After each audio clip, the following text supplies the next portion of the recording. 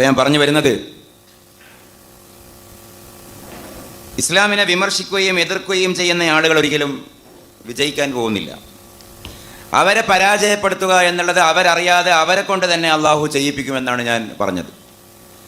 വിശുദ്ധ ഖുർആനിലെ തന്നെ ചില ഉദാഹരണങ്ങൾ നോക്കൂ. ഇതിൻ്റെ ഒരു ആശയം മനസ്സിലാവാൻ വേണ്ടി മാത്രം ഞാൻ പറയുകയാണ്. റസൂൽ കരീം സല്ലല്ലാഹു അലൈഹി വസല്ലമ ദീനിൻ്റെ ദഅവത്ത് പ്രബോധനം ആരംഭിച്ചു. അതിരൂക്ഷമായ എതിർപ്പുകൾ മക്കയിൽ നിന്ന് വരികയാണ്. 3 തരം എതിർപ്പുകളാണ് പൊതുവെ ഉണ്ടാവാറുള്ളത്.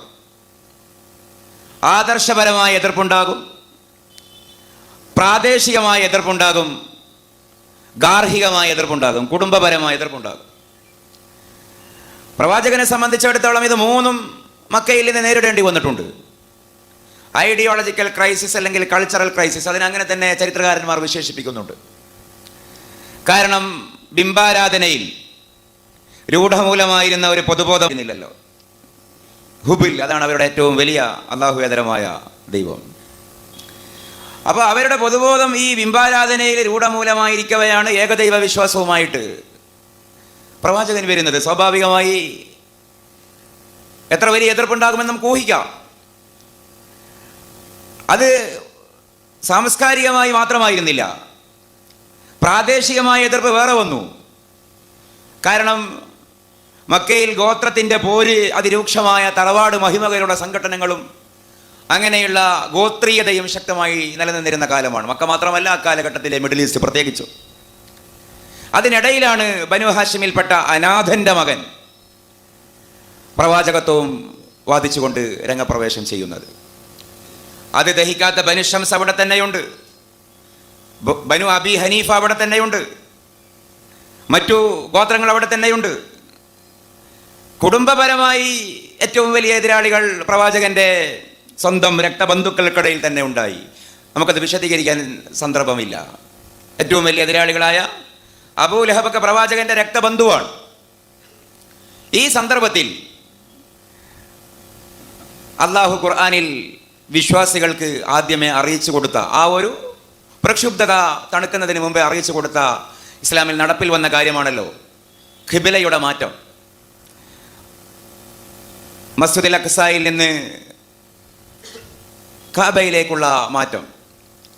ആ മാറ്റം നിയമമാകുന്നതിന് മുമ്പേ അങ്ങനെ മാറാൻ പോകുന്നുണ്ട് എന്നുള്ള ഖുർആനികമായ വചനം വന്നിരുന്നു. സയഖൂലു സുഫഹാഉ മിനൻ നാസി മാ വല്ലാഹും അൻ ഖിബ്ലതിഹിം അല്ലതി കാനൂ അലൈഹാ ഖുൽ ലില്ലാഹിൽ മശ്രിഖു വൽ മഗ്രിബ്. പിന്നീട് ഈ കഅബയുടെ ദിശ മാറ്റുകയാണെങ്കിൽ ആ സന്ദർഭത്തിൽ സയഖൂലു പറയാൻ തുടങ്ങും. എന്താണ് പറയുക? മാ വല്ലാഹും അൻ ഖിബ്ലതിഹിം അല്ലതി കാനൂ അലൈഹാ. ഇത്ര കാലം നിന്ന് തിരിഞ്ഞിരുന്ന ദിശ മാറ്റി മറ്റൊരു ദിശയിലേക്ക് അവരെ പരിവർത്തിപ്പിച്ച പ്രേരണ എന്താണ്? ഇറങ്ങിയതിന് ശേഷമാണ് വാസ്തവത്തിൽ ആ കാര്യം ഉണ്ടാകുന്നത്. നമുക്ക് ആ ഹദീസൊക്കെ ഓതിയവർക്ക് അറിയാമല്ലോ. റസൂലുള്ളാഹി സ്വല്ലല്ലാഹി അലൈഹി വസല്ലം നിസ്കരിക്കുമ്പോൾ ആകാശത്തേക്കൊക്കെ നോക്കിയെന്നാണ്. ഖിബില മാറ്റാനുള്ള ഉത്തരവുമായിട്ട് ജിബ്രീൽ അലൈഹിസ്സലാം വരുന്നുണ്ടോ ഇല്ലേ എന്നറിയാൻ. അത് ജനങ്ങൾക്കിടയിൽ ടോക്കായി. അതിനൊരു മാനസികമായ കാരണമൊക്കെ ഉണ്ടായിരുന്നു. ഖിബില മാറ്റുക എന്നുള്ള ഒരു തീരുമാനമൊക്കെ വരുമ്പോൾ അത് മാനസികമായൊരു സമാശ്വാസമാണ്. ഇസ്ലാമിൻ്റെ അടിസ്ഥാന ഭൂമിക എന്ത് പറഞ്ഞാലും അത് ആദ്യത്തെ അള്ളാഹുവിൻ്റെ ഭവനം എന്നുള്ള നിലയിൽ മക്കയാണ്. അങ്ങനെയൊക്കെയുള്ള അനുകൂല ഘടകങ്ങൾ അവിടെയുണ്ട്. ഈ യാഥാർത്ഥ്യം മക്കക്കാർക്കും അറിയാം, നിഷേധികൾക്കും അറിയാം, എതിരാളികൾക്കും അറിയാം. ആ ആളുകൾ ഇങ്ങനെ തീരുമാനിച്ചുവെന്ന് കൂട്ടു. നാളെ അല്ലെങ്കിൽ പിന്നീട് ബൈത്തുൽ മഖ്ദിസിൽ നിന്ന് കഅബയിലേക്ക് മക്കയിലേക്ക് ഖിബില മാറ്റിയാൽ നമ്മളാരും ഒന്നും മിണ്ടണ്ട, നമുക്ക് മൗനം പാലിക്കാം. കാരണം അപ്പോഴും അവർ ഇസ്ലാമിനെ തകർക്കാനുള്ള ഗൂഢാലോചനകൾ ആസൂത്രണം ചെയ്തുകൊണ്ടിരിക്കുന്ന സമയമാണ്. അവർക്ക് ഒറ്റ ഒരു സ്റ്റെപ്പിൽ ഈ വിശുദ്ധ ഖുർആനെ വ്യാജമാണെന്ന് തെളിയിക്കുവാൻ അവരുടെ വാദപ്രകാരം സാധിക്കുമായിരുന്നു. അവരിങ്ങനെ കരുതിയാൽ മതി, ഖിബില മാറ്റിയാൽ നമ്മളാരും കാമാ മിണ്ടണ്ട, എന്തു ആയിക്കൊള്ളട്ടെ. അവരവരുടെ വചനം ആ സമൂഹത്തിൽ പരിഹാസ്യമാകുമായിരുന്നു. സയഖൂലു സുഫഹാഉ എന്നുള്ളത് അള്ളാഹുവിൻ്റെ ഒരു പ്രവചനമാണ്. വിഡ്ഢികൾ പറയും, തീർച്ചയാണ്. അവരാരും ആ പൊരുള് കണ്ടെത്തിയില്ല. അവർ ഈ പറഞ്ഞതുപോലെ ഖിബില മാറ്റിയപ്പോൾ വലിയ ചർച്ചക്ക് തിരികൊളുത്തി. ഇത് നമ്മളെ പ്രീണിപ്പിക്കാനുള്ള തന്ത്രമാണ് എന്നൊരു ഭാഗത്തും, കണ്ടില്ലേ നിങ്ങളുടെ ദിശയിൽ നിന്ന് മാറ്റിയെന്ന് യഹൂദരെ പ്രകോപിപ്പിക്കുവാൻ മറുഭാഗത്തുമുള്ള രാഷ്ട്രീയ ആയുധമായി അവർ ഉപയോഗപ്പെടുത്തി വലിയ ചർച്ചകൾക്ക് തിരികൊളുത്തി. വാസ്തവത്തിൽ ഇങ്ങനെ ഒരു ചെറിയ ആലോചന മതിയായിരുന്നു. അള്ളാഹുവിൻ്റെ പ്രവചനം ഇല്ലാതാക്കാൻ പ്രവാചകനെ പരിഹാസ്യണ്ട എന്ന് തീരുമാനിച്ചാൽ മതിയായിരുന്നു. പക്ഷേ ഈ സംഭവം ഉണ്ടാകുന്നതിന് മുമ്പേ അള്ളാഹു പറഞ്ഞു, ഇവർ മിണ്ടിക്കൊണ്ടേയിരിക്കും, നോക്കിക്കോ. ആ പറഞ്ഞതുപോലെ അവിടെ സംഭവിച്ചു. വാസ്തവത്തിൽ ഫിലോസഫിയിൽ ഒരു പോസ്റ്റ്, ഈ സഹാബികൾ വാസ്തവത്തിൽ അവരുടെ ഈമാൻ എത്ര വർദ്ധിച്ചിട്ടുണ്ടാകണം. അപ്പോൾ നമ്മൾ ആലോചിച്ച് നോക്കൂ. കാരണം റസൂൽ നിങ്ങൾ നോക്കിക്കോ എന്ന് പറഞ്ഞതാണ്. ആ പറഞ്ഞതുപോലെയാണ് സംഭവിക്കുന്നത്. അപ്പോൾ സഹാബികളുടെ ഉള്ളിലുണ്ടാവുന്ന ബോധം എന്താ?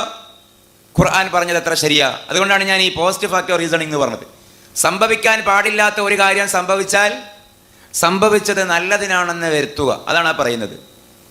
അതൊരു ഇസ്ലാമിൻ്റെ ആധ്യാത്മികമായൊരു പോളിസി കൂടിയാണ്. ഈ പോസ്റ്റ് ഫാക്ടോ എന്ന് പറഞ്ഞ ഒരു യാഥാർത്ഥ്യം സംഭവിച്ചതിന് ശേഷം റീസണിങ്, ആ സംഭവിച്ചത് നല്ലതിനാണെന്ന് വരുത്തി തീർക്കൽ. അള്ളാഹുവിൻ്റെ അനുഗ്രഹം, മഴയൊന്നും പെയ്തില്ല, നല്ല കാലാവസ്ഥ, സമ്മേളനം വിജയിച്ചു. ഇനി മഴ പെയ്താൽ നമ്മളെന്ത് മനസ്സിലാക്കും? മഴയല്ലേ, നല്ലതല്ലേ, അള്ളാഹുവിൻ്റെ അനുഗ്രഹമല്ലേ. എന്നാലും സമ്മേളനത്തിന് മഴ പെയ്യരുതായിരുന്നു. സംഭവിക്കരുതാത്ത കാര്യം സംഭവിച്ചാൽ സംഭവിച്ചത് ശരിയാണ്. ഉദാഹരണത്തിന് ഞാൻ ഖുർആൻ നേരത്തെ പറഞ്ഞതാണ്, ആരാധനകൾ ചെയ്യുവാൻ നിങ്ങൾ സിറാത്ത് മുസ്തഖീമിൽ സമീപിച്ചാൽ, നിസ്കാരമാവട്ടെ, ഖുർആൻ പാരായണമാവട്ടെ, ഏത് സൽക്കർമ്മമാവട്ടെ, വലതുഭാഗത്തൂടെയും ഇടത് ഇബ്ലീസ് വരും ലഅനത്തുല്ലാഹി അലൈഹി എന്ന് ഖുർആൻ പറഞ്ഞിട്ടുണ്ട്. ലോകത്ത് ശൈത്താൻ ഉണ്ട് എന്ന് ശൈത്താൻ പറഞ്ഞിട്ടില്ല, അള്ളാഹുവേ പറഞ്ഞിട്ടുള്ളൂ. അങ്ങനെ കൂടിയുണ്ട്. ഇന്ന് ഞാൻ ആ വിഷയാവതരണവുമായി ബന്ധപ്പെടുത്തി കുറേ ഈ ലൂസിഫർ ആരാധനയുടെ ഭാഗങ്ങൾ വിശദീകരിച്ചിരുന്നു. ഞാൻ ഇങ്ങോട്ടത് ആവർത്തിക്കുന്നില്ല. ലോകത്ത് നല്ലൊരു ശതമാനം ആളുകൾ ഇപ്പോൾ ആരാധിച്ചു കൊണ്ടിരിക്കുന്നത് ലൂസിഫറിനെയാണ്, ആൻറ്റി ക്രിസ്റ്റിനെയാണ്. ഒരുപക്ഷെ അത് നമ്മുടെ തന്നെ ഉലമായിൻ്റെ അഭിപ്രായ പ്രകാരം ഒന്നുകിൽ അത് സാക്ഷാൽ ഇബ്ലീസാകാം, അല്ലെങ്കിൽ പിന്നീട് വരുന്ന ദജ്ജാലാവാം. ഫ്രീമസോൺസിൻ്റെ ദൈവമായി പിന്നീട് ദജ്ജാൽ വരും എന്നൊക്കെ പറയുന്ന ലോകത്തെ ഈ ഒരു പിശാചുണ്ട് എന്ന് ലോകത്തോട് പറഞ്ഞത്, രേഖാമൂലം പറഞ്ഞത് അള്ളാഹുവാണ്. എന്നിട്ട് അള്ളാഹു എന്താ പറഞ്ഞത്? ആ പിശാച് നിങ്ങളെ സമീപിക്കുക നിങ്ങൾ നല്ല കാര്യം ചെയ്യുമ്പോഴാണ് എന്ന്. അപ്പോൾ സ്വാഭാവികമായി നാം എന്തെങ്കിലും നല്ല കാര്യം ചെയ്യുമ്പോഴല്ലേ നമുക്ക് മനസ്സിൽ കൂടുതൽ മടുപ്പുണ്ടാവുക. ചെറിയൊരു കാര്യം ഉദാഹരിക്കുകയാണ്. 1.5 മണിക്കൂർ 90 മിനിറ്റ് കളിയും എക്സ്ട്രാ ടൈമും ഇഞ്ചുറി ടൈമും ഒക്കെ കൂടി 3 മണിക്കൂർ കളി കാണുമ്പോൾ ഒരു മനമടുപ്പുമില്ല. 3 മിനിറ്റ് നിസ്കരിക്കുമ്പോൾ മനമടുപ്പാണ്. അല്ലെങ്കിൽ നല്ലൊരു DJ പാർട്ടിയിൽ പോയി, ആസ്വാദന സദസ്സിൽ പോയി പങ്കെടുക്കുമ്പോൾ മണിക്കൂറുകൾ നമുക്ക് മനമടുപ്പില്ല. 5 മിനിറ്റ് ഖുർആൻ ഓതുമ്പോൾ മനമടുപ്പാണ്. എന്താണ് അവിടെയുള്ള ഈ പോസ്റ്റ് ഫാക്ടർ റീസണിങ്? എൻ്റെ ഖുർആനിലും ഹദീസിലും ഉള്ളത്, നല്ല കാര്യം ചെയ്യാൻ ഒരുങ്ങുമ്പോഴും ആ വേദിയിൽ പങ്കെടുക്കുമ്പോഴും ആ മാർഗത്തിൽ പ്രവേശിക്കുമ്പോഴുമാണ് നിങ്ങളെ പിശാച് സ്പർശിക്കുക, നിങ്ങളെ പിശാച് സമീപിക്കുക, സ്വാധീനിക്കുക. അപ്പൊ സ്വാഭാവികമായി എന്ന് പറഞ്ഞതുപോലെ ആ ഒരു പോസ്റ്റ് ഫാക്ടർ റീസണിങ് ആയിരുന്നു സഹാബികൾ അവിടെ നടത്തിയത്. അവർ നടത്തിയതിൻ്റെ ടെക്നിക്കൽ ടൈം നമ്മൾ പറഞ്ഞതാണെങ്കിലും വാസ്തവത്തിൽ അതിൻ്റെ യാഥാർത്ഥ്യം അതായിരുന്നു.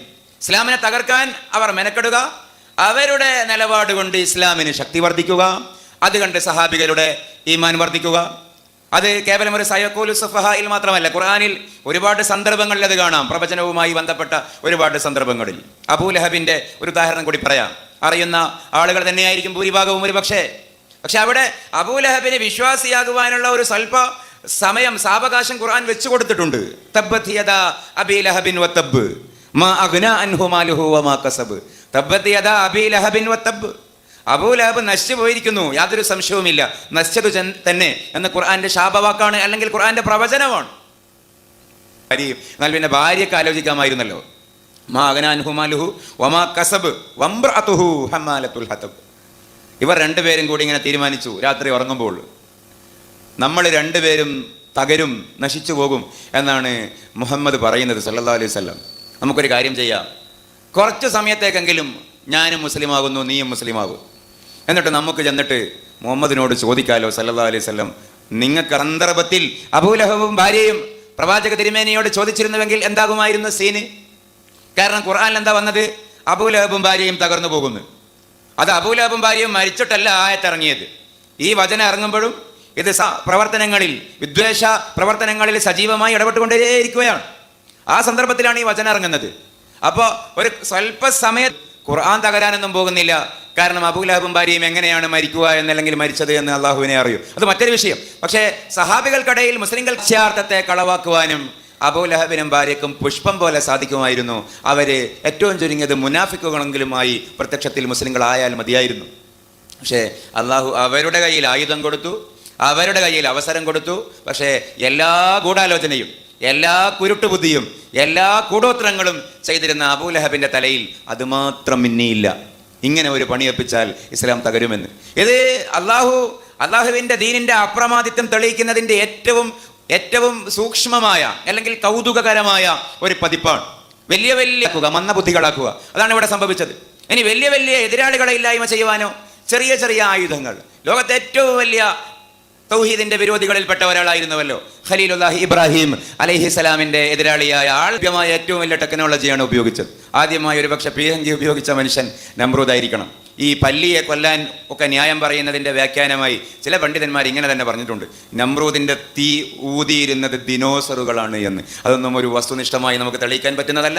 എങ്കിൽ കൂടിയും അങ്ങനെയുള്ള വ്യാഖ്യാനങ്ങൾ അതിനുണ്ട്. പല്ലി ഊതി എന്നാണല്ലോ, പല്ലി എന്നുള്ളത് ദിനോസർ വർഗമാണ്.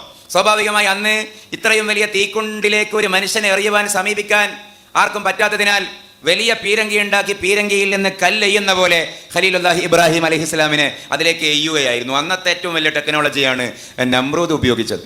പക്ഷേ അള്ളാഹു ഉപയോഗിച്ച ടെക്നോളജി എന്താണെന്നറിയുമോ? അള്ളാഹു ഉപയോഗിച്ച ടെക്നോളജി അള്ളാഹുവിൻ്റെ പെൻറ്റഗണിലെ ഏറ്റവും നിസ്സാരമായ ആയുധമായിരുന്നു. ഇന്നല്ലാഹ لا يستحي أن يضرب مثلا ما بعوضة فما فوقها فأما الذين آمنوا فيعلمون أنه الحق من ربهم وأما الذين كفروا فيقولون ماذا أراد الله بهذا مثلا يضل به كثيرا ويهدي به كثيرا. അതാണ് അതിനെക്കുറിച്ച് ഖുർആൻ പറയുന്നത്. ഇത്ര വലിയ ഇസ്ലാമിക അല്ലെങ്കിൽ തൗഹീദിന്റെ വിരോധിയായ മനുഷ്യൻ 17 വയസ്സായിരുന്നു അന്ന് ഖലീലുല്ലാഹി ഇബ്രാഹിം നബി അലൈഹിസ്സലാമിനുണ്ടായിരുന്നത്. 17 വയസ്സ്. നമ്മുടെ നാട്ടിലെ ഒരു +2 കാരൻ പയ്യൻ്റെ വയസ്സാണെന്ന് ഖലീലുല്ലാഹി ഇബ്രാഹിം നബി അലൈഹി ഇസ്ലാമിൻ്റെ വയസ്സ്. ആ ചെറിയൊരു കൗമാരപ്രായത്തിലുള്ള ചെറുപ്പക്കാരനെ ഒരു വലിയ വിപ്ലവം സാധിപ്പിച്ചതിൻ്റെ പേരിൽ. എന്താണ് വിപ്ലവം? വിഗ്രഹങ്ങളെ മുഴുവനും തച്ചു തകർത്ത് തരിപ്പണമാക്കി വലിയ വിഗ്രഹത്തിൻ്റെ തോളത്ത് കോടാലി തൂക്കി ആസറിൻ്റെ അരികിലേക്ക് പോയി ആരാണ് ആ പണിയൊപ്പിച്ചത് എന്ന് ചോദിച്ചപ്പോൾ ആ ബാക്കിയുള്ള മൂപ്പൻ പറയട്ടെ എന്ന് പറഞ്ഞ അന്നത്തെ ട്രോളാണ്.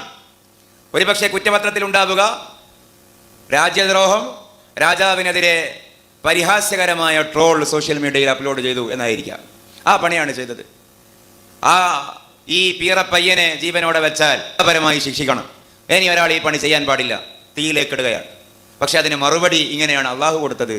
നമ്രൂദിൻ്റെ പത്നിയും കൊട്ടാരത്തിൻ്റെ ബാൽക്കണിയിൽ ഉലാത്തിക്കൊണ്ടിരിക്കെ ഏതോ ഒരു സന്ദർഭത്തിൽ നമ്രൂദ് കോട്ടുവായിട്ടപ്പോൾ നമ്രൂദിൻ്റെ വായയിലൂടെ ഒരു കൊതുക് അകത്തേക്ക് പോയി. ആ കൊതുക് നമ്രൂദിൻ്റെ തലച്ചോറിൽ പോയി. തൗഹീദിനെതിരെ ഗൂഢാലോചന പണ്ഡിത നമ്രൂദിൻ്റെ തലച്ചോറ് ഏറ്റവും വലിയ മാലിന്യത്തിൻ്റെ വീപ്പയായി മാറി എന്നുള്ളതാണ്. കൊതുക് വളർത്തൽ കേന്ദ്രമാക്കി അതിനേക്കാൾ വലിയ കാര്യങ്ങൾ സംഭവിക്കുന്നത്. വേദനിച്ച് പൊളഞ്ഞ് നമ്രൂദിന് നിൽക്കക്കള്ളിയില്ലായ്മ വന്നു, നിവൃത്തികേടുണ്ടായി. ഇബ്രാഹിം നബി അലൈഹിസ്സലാത്തു വസ്സലാമിനെ തീക്കുണ്ടിൽ എറിയുവാൻ നല്ല കൈക്കരുത്തും യോഗ്യതയുമുള്ള ചെറുപ്പക്കാരെ ക്ഷണിച്ചുകൊണ്ട് ഊർ നഗരത്തിലൂടെ രാജാവിൻ്റെ വിളംബരം സഞ്ചരിച്ചിരുന്നു. ചെറുപ്പക്കാരെ അറിയുക, തൊഴിലവസരമുണ്ട്. ഇബ്രാഹിമിനെ തീയിലെറിയുവാനുള്ള വൈദ്യന്റെ വിളംബരം പോയി. എന്താണ് വിളംബരം? രാജാവിൻ്റെ തലവേദന ശമിപ്പിക്കുവാൻ ഒത്ത ബാലൻസിങ്ങിൽ രാജാവിൻ്റെ തലയോട്ടി തകരാനും പാടില്ല, വേദന ശമിക്കുകയും വേണം. ആ തോതിൽ അന്ന് ഈ പെയിൻ കില്ലർ ഒന്നും ഉണ്ടാവില്ലല്ലോ. ആ തോതിൽ നമ്രൂദിൻ്റെ തലക്ക് ചമ്മട്ടി കൊണ്ട് ബാലൻസ് ചെയ്ത് അടിക്കുവാൻ പറ്റുന്ന യുവാക്കൾക്ക് രാജകൊട്ടാരത്തിൽ തൊഴിലവസരം. ഇത് രണ്ടും ഊറിൽ സംഭവിച്ചതാണ്. നല്ല ബാലൻസിങ്ങിൽ ഇങ്ങനെ മുട്ടലായിരുന്നു പണി രാജാവിൻ്റെ തലയിൽ. അധികകാലം നീണ്ടു നിന്നില്ല. ഏതൊരു തേറ്റ കൊണ്ടാണോ പീരങ്കി കൊണ്ടാണോ ഖലീലുല്ലാഹി ഇബ്രാഹിം അലൈഹിസ്സലാമിനെ തീയിലേക്ക് എറിയാൻ വേണ്ടി നമ്രൂദ് തുനിഞ്ഞത്, ആ ആയുധത്തിൻ്റെ കഷ്ണമെടുത്തുകൊണ്ടാണ് പിന്നീട് നമ്രൂദ് പറഞ്ഞത്, നിങ്ങളുടെ ചെറിയ ചമ്മട്ടിയൊന്നും പോരാ, അതെടുത്തു കൊണ്ടുവന്ന് തല്ല് എന്ന്. അതിലാണ് നമ്രൂദ് മരിച്ചത് എന്നുള്ളതാണ് ചരിത്രത്തിൻ്റെ ഒരാഖ്യാനം. ഈ സംഭവം സൂചിപ്പിച്ചുകൊണ്ടാണ് ഖുർആൻ പറയുന്നത്, ഇന്നല്ലാഹ ലാ യസ്തഹി, അള്ളാഹുവിന് യാതൊരു ലജ്ജയുമില്ല. എന്തിന് ലജ്ജിക്കണം? മഥലമ്മ ബഴൂലത്ത് എന്ന് പറഞ്ഞാൽ കൊതുകിനെ പോലെ നിസ്സാരമായ ഒരു പിറ സാധനത്തെ ഉദാഹരിക്കാൻ പോലും അള്ളാഹുവിന് ലജ്ജയില്ലാതാണ്. ഇത് പറയേണ്ടി വന്ന ഒരു സന്ദർഭവുമുണ്ട്. ഈച്ചയെ പറ്റി ഖുർആനിൽ ഒരു ആയത്തിറങ്ങി. ഒരു ഈച്ച നിങ്ങളിൽ നിന്ന് അപഹരിച്ച വസ്തുവിനെ തിരികെ കൊണ്ടുവരാൻ പോലും നിങ്ങൾ വിളിച്ചാരാധിക്കുന്ന ഈ ബിംബങ്ങൾക്ക് സാധിക്കില്ല എന്ന് ഖുർആനിൽ വന്നപ്പോൾ മക്കക്കാർ തരാതരത്തിലാണ് ആരോപണങ്ങളുടെ സ്വഭാവം മാറ്റിയത്. അതേപോലെ വഹീ കള്ളമാണ്, നബി നുണ പറയുകയാണ്, കവിയാണ്, നദ്ർ ബിൻ ഹാരിസിൽ നിന്ന് മോഷ്ടിക്കുന്നതാണ്, വറഖത്ത് ബിൻ നൗഫൽ പറഞ്ഞു കൊടുക്കുന്നതാണ്, ബഹീറയിൽ നിന്ന് കോപ്പിയടിച്ചതാണ്. ഇതൊക്കെ പറയുന്ന ആളുകൾ അവരുടെ ഭാഷ്യം പെട്ടെന്ന് മാറ്റി. പെട്ടെന്ന് അവരിങ്ങനെ പറയാൻ തുടങ്ങി, അറിയപ്പെടാത്ത ആകാശത്തിൻ്റെ അതിർത്തികൾക്കപ്പുറത്ത് വെച്ച് മാലാക കൊണ്ടു കൊടുക്കുന്ന വേദവചനങ്ങളിൽ നോക്ക്, ഈച്ചയുടെയും പൂച്ചയുടെയും നന്നാറീച്ചയുടെയും മലിനവസ്തുക്കളുടെയും കഥയാണ് ഇതൊക്കെ. എന്ത് ഖുർആൻ? ഒരു ദൈവം സംസാരിക്കേണ്ട വാക്യങ്ങളാണോ ഇതൊക്കെ? ഈച്ചയുടെ കഥകൾ. ഖുർആനിന്റെ ഭാഷക്ക്, അതിന്റെ ഭാവത്തിന് ഒരു കുലീനത ഉണ്ടാവേണ്ടതില്ലേ? ഇത്ര ചെറിയ കാര്യങ്ങളാണോ ദൈവം സംസാരിക്കുന്നത് എന്ന് പറഞ്ഞ് അവർ ആരോപണത്തിന്റെ രീതി മാറ്റി. അവരുടെ അപ്പോഴത്തെ പരാതി ഈ ഖുർആനിൽ ഈച്ചയെ പറ്റി പറഞ്ഞു കളയുന്നു എന്നുള്ളതാണ്. ഖുർആനിൽ ഈച്ചയുണ്ട്, തേനീച്ചയുണ്ട്, ഖുർആനിൽ പശുവുണ്ട്, ഖുർആനിൽ പക്ഷികളുണ്ട്, ഖുർആനിൽ ചിതലുണ്ട്, ഖുർആനിൽ സൂക്ഷ്മമായ കാര്യമുണ്ട്, ഖുർആനിൽ മൈക്രോ ഉണ്ട്, മാക്രോ ഉണ്ട്, ഒക്കെയുണ്ട്. പക്ഷേ അവരുടെ ആരോപണം ആ സന്ദർഭത്തിൽ അതായിരുന്നു. അപ്പോൾ അള്ളാഹു അതിനുകൂടി മറുപടിയായിട്ടാണ് ഈ ചരിത്രത്തിലേക്ക് ഓർമ്മ കൊടുത്തുകൊണ്ട് പറഞ്ഞത്, ലാ യസ്തഹി അൻ യദ്രിബ മസലൻ മാ ബഊദ. ഈ കൊതുകിനേക്കാളും നിസാരമായത് എന്നതിന് ആധുനിക മുഫസ്സിറുകൾ ബാക്ടീരിയ എന്നും വൈറസ് എന്നും ഒക്കെ വ്യാഖ്യാനത്തിൽ ഉൾക്കൊള്ളിച്ചിട്ടുണ്ട്. സാധ്യതയുള്ളതാണ്. എന്തും, കൊതുകിനേക്കാൾ നിസാരമായ എന്തും, ബാക്ടീരിയ ആവാം, വൈറസ് ആവാം, കൊറോണ വൈറസ് ആവാം, എന്തും. അൻ യദ്രിബ മസലൻ മാ ബഊദതൻ ഫമാ ഫൗഖഹ. ഫമാ ഫൗഖഹ എന്ന് പറഞ്ഞാൽ എന്താണ് അർത്ഥം? ഏറ്റവും ചെറിയ വലിയ കൊട എന്നല്ലേ പോപ്പി കൊടന്റെ പരസ്യം? ഏറ്റവും ചെറിയ വലിയ കൊട. അതേപോലെ ചെറുപ്പത്തിൽ വലിപ്പമാണ്. സൂക്ഷ്മമായ കൊതുക്. ഇനിയോ സൂക്ഷ്മതയിൽ ചെറുപ്പത്തിൽ കൊതുകിനേക്കാൾ വലിപ്പം എന്ന് പറഞ്ഞാൽ കൊതുകിനേക്കാളും ചെറുത്. ഈ ഒരു ആശയം പിന്നെ സ്വീകരിച്ചുകൊണ്ടാണ് അല്ലാമ മുത്തവല്ലി ഷഹറാവിയൊക്കെ ബാക്ടീരിയ വൈറസ് എന്നൊക്കെ പറഞ്ഞത്. അതിനെ ഉദാഹരിക്കാൻ പോലും അള്ളാഹുവിന് യാതൊരു മടിയുമില്ല. കാരണം വിശ്വസിക്കുകയും സൽക്കർമ്മം ചെയ്യുകയും ചെയ്ത ആളുകൾ ഫയഅലമൂന അന്നഹുൽ ഹഖ്ഖു മിർ റബ്ബിഹിം, ഇതിലൊക്കെ അള്ളാഹുവിങ്കിൽ നിന്നുള്ള പൊരുളുണ്ട് എന്ന് മനസ്സിലാക്കും. പക്ഷേ നിഷേധിക്കുകയും യാഥാർത്ഥ്യങ്ങൾ തമസ്കരിക്കുകയും ചെയ്യുന്ന ആളുകളോ ഫയഖൂലൂന മാദാ അറാദല്ലാഹു ബിഹാദാ മസല. അവരപ്പോഴും 30 കൊല്ലം മുമ്പുള്ള പഴയ ക്ലീശേ കഥകളുമായി, ആ തെരുവ് പാട്ടുമായി, ഭരണിപ്പാട്ടുമായി അവരപ്പോഴും രംഗം നിറയും. അള്ളാഹു പറയുകയാണ്, യുളുല്ലു ബിഹി കസീറ വയഹ്ദീ ബിഹി കസീറ. ഈ ഖുർആൻ കൊണ്ട് മുസ്ലിങ്ങളും ഉണ്ടാകും, ഈ ഖുർആൻ കൊണ്ട് എക്സ് മുസ്ലിങ്ങളും ഉണ്ടാകും എന്ന് പരിശുദ്ധ ഖുർആൻ. അപ്പോൾ ഈ എക്സ് മുസ്ലിങ്ങളെ കാണുമ്പോൾ മുസ്ലിങ്ങൾക്ക് വർദ്ധിക്കുന്നത് എന്താ? Post facto reasoning. ഞാൻ ആ ടേം വെറുതെ പറഞ്ഞതല്ല. അങ്ങനെ ഒരു എക്സ് മുസ്ലിങ്ങൾ ഉണ്ടാവരുതായിരുന്നു. ഇനി അങ്ങനെ സംഭവിച്ചാൽ അത് ഖുർആന്റെ ആധികാരികതയുടെ തെളിവാണ്. ഖുർആൻ സത്യം പറയുന്നു എന്നുള്ളതിന്റെ തെളിവാണ്. യുളില്ലു ബിഹി കസീറൻ വയഹ്ദീ ബിഹി കസീറ. അത് സംഭവിച്ചുകൊണ്ടേയിരിക്കും.